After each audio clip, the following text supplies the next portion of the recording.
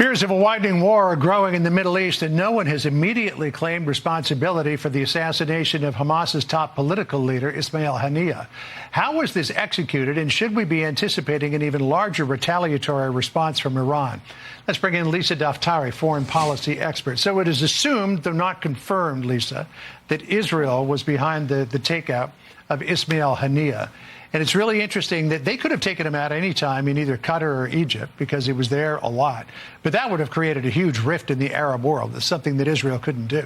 So if this was Israel, they waited until he was in Tehran, until after he'd met with the new president, until after he'd met with the Ayatollah to take him out. That seems to me to send a very strong message to the Iranian regime. Right, and you're absolutely right in making that assessment. This was a buy one, get one for Israel, where they were able to take out a key player of Hamas and at the same time deliver a very stern message to Iran's regime to say, we have the catalog of main players and we can take you out on your soil. So it delivered that message. With regards to Israel claiming responsibility, we have to remember one thing. Israel's not in the business of flexing. Israel's in the business of survival. And now Iran's regime will find itself in this position where they don't actually want to insert themselves in this war. That's why they create their proxies. That's why they fund Hezbollah and Hamas and the Houthis. But they will have to deliver some sort of retaliation because they were humiliated. Yeah, I mean, here's what the Ayatollah said in response, quote, "The criminal terrorist Zionist regime martyred our dear guest in our territory and has caused our grief, but it has also prepared the ground for a severe punishment." You know, the Ayatollah is talking tough, but I'm sure at the same time he's shaking in his boots, knowing that if it is Israel, they could sneak into his country and they could take out anybody they want. Apparently, they hit Haniyeh right in his bedroom. They knew exactly where he was.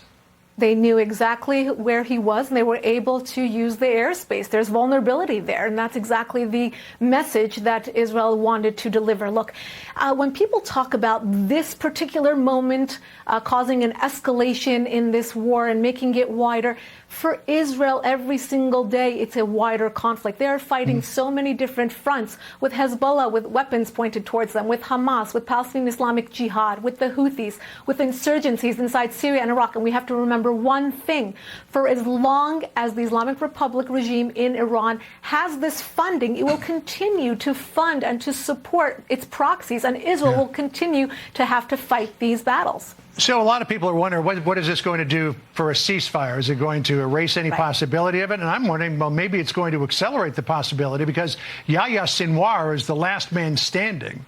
He knows he's on the target list, and if he doesn't go for a ceasefire now, because he's the one who would negotiate it with Ismail Haniyeh gone, maybe he says, look, time to call a ceasefire. Let's go with this. What do you think? Yeah, you know, it's interesting. Since this has been, the assassination news has spread, everyone has talked about, oh man, shucks, now we can't have a ceasefire. Well, they have had 10 months to agree to various very, very generous offers for ceasefires, and they have not. At the end of the day, this is a terrorist organization that's not interested, and perhaps, to your point, the stern message in terms of military might that's being delivered to these terrorist organizations perhaps will do the trick. All right, we'll see what lies ahead. Lisa Daftari, thanks for joining us. Appreciate it. Now this. Thank you.